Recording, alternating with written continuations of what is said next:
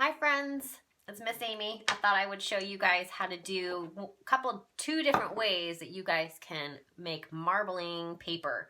And you can use any of these materials. You should be able to find this stuff in your home. Some of you might know about this already. First thing that you can do is with shaving cream. So you can get shaving cream, paper. Paper should be pretty thick. I have some leftover watercolor paper. That's always a good thing. Cardstock works well too. And then food coloring, or if you have liquid watercolors, that works just as well. So we got a little bit of a container here to put our shaving cream, and we have a tool to help us spread it across. So it's nice and thick. And you might want a ruler as well. I'll tell you what the ruler is going to be for in a second. So my daughter Eleanor is helping me do this. So she's going to put a little bit of the shaving cream right into our container. Did you shake it up? Yeah. Ooh, ooh, ooh. And of course, you get to touch it with your hand. In the container! Okay. That was so fun. Okay, go ahead and start to smooth that out. You want a nice flat layer, thin layer. You don't need too much actually. And you want it nice and flat. So she's using a tool. You can use a spoon. There's a spoon over there too. Oh, thank goodness. That is too small of a container for that, isn't it?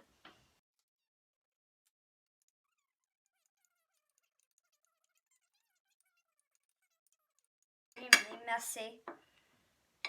So that looks pretty good. I'm trying to flatten it. Yeah, you can kind of get the rest of it off the spoon. Any extra, don't lick it. Ew, gross. Kind of fill it in. It does look a bit like frosting. So everybody can kind of see how it's like a nice smooth layer, almost like frosting. Now what you're going to do is you're going to take your food coloring and you're going to put a couple drops of colors. Don't put too much, just a few drops of colors that you want to use in there. Ellie, are you going to do that? Or you want me to do that? I'm going to make bookmarks. Ellie's going to make bookmarks, but she's going to start with some color.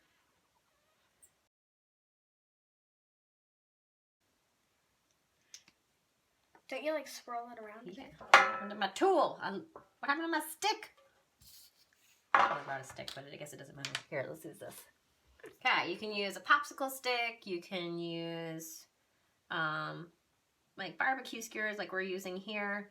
And you just kind of move the paper, or the ink rather, kind of across the whole thing. Ellie's being very specific. I think she's got a plan in mind. I do. Move it in a couple different directions, and then the colors start to mix, and they're going to make some really cool colors and designs. And then when you're ready, you're going to take your piece of paper. Use this piece. Ellie's making bookmarks, so she has perfect size papers. And you're just going to put it right on top of the foam and the paper and kind of squish it, not squish it completely in, but kind of touch it and kind of squish it in there. Massage it. No, you don't need to massage it. That's what Mr. Proto said. Oh, did he? All right, and then when you think you've gotten it, then you're going to peel it off.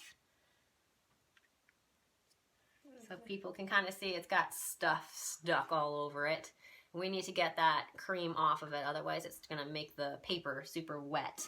So that's where our handy dandy ruler, guess what? Rulers are BFFs, you know it.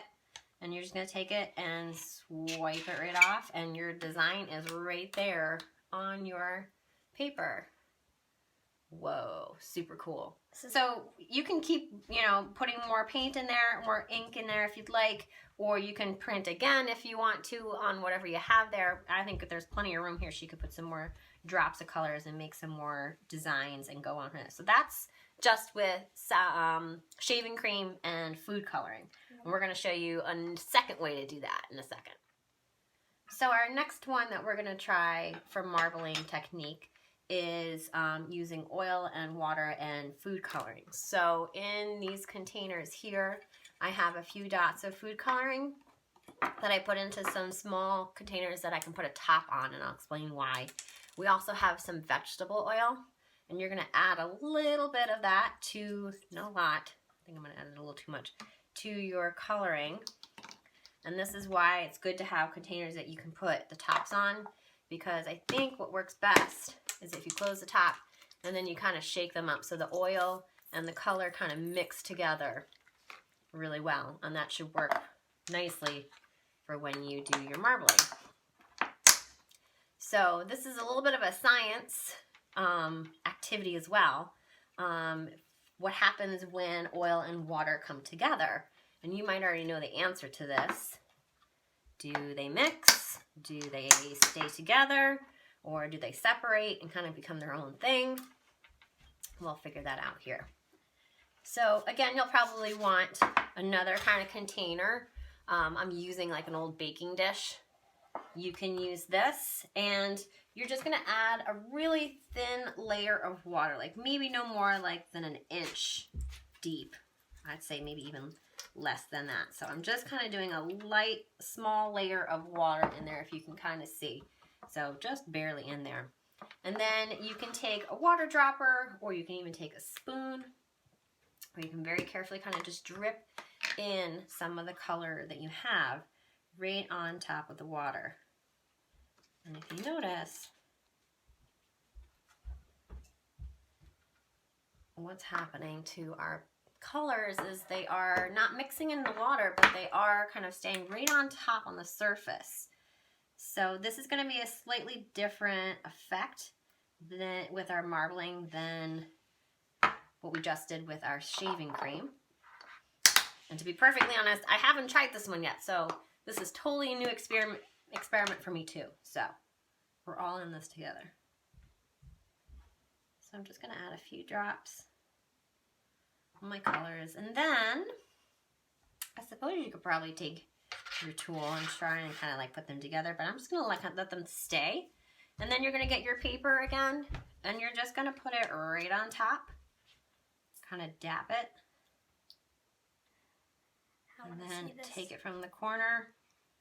And woo, that looks pretty cool. So if you notice, it looks like a meteor shower. It does. And maybe even if we kind of move it back and forth and let some of the things kind of drip on there, we'll get some cool effects there. So it's looking very different than the shaving cream design that we did. But there's another one that Ellie just made just now. So try it out. See what you can do. When you make these and they dry, what to do with them next? You can turn them into cards. You could maybe find when they dry, you might find some cool shapes inside them, so you could draw on top of them from the shapes that you see. You can cut them out and use them in collages. So if you see a funky shape, you can cut out that shape, paste it to a paper, and then draw what it is around it. So there's many ways you can do this. So have fun and enjoy exploring and experimenting. And don't forget to post what you make on our Google Classroom. And thanks for watching, guys. Have fun.